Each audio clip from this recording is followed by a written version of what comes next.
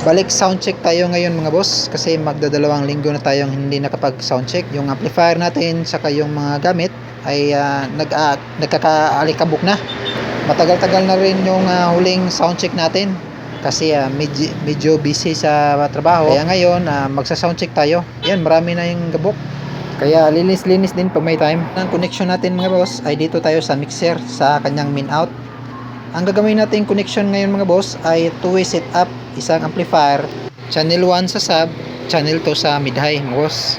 Yan sa connection natin mga boss, galing sa mixer, mag-i-input tayo dito sa ating equalizer, galing sa output ng ating mixer. Sa output naman ng ating equalizer, channel 1 saka channel 2 is papunta yan sa ating crossover. Yan, channel 1, channel 2, output is papunta siyang input ng ating crossover. Yan yung channel 1. Yan.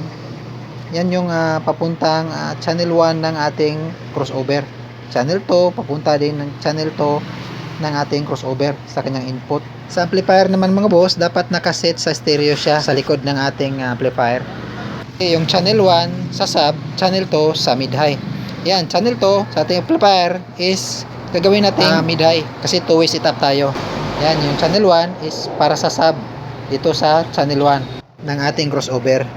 Yan yung connection natin mga boss sa ating two-way setup na isang amplifier lang yung gamit natin.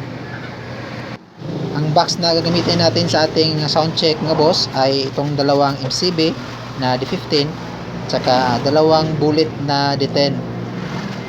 Yan yung gagamitin natin sa ating sound check mga boss.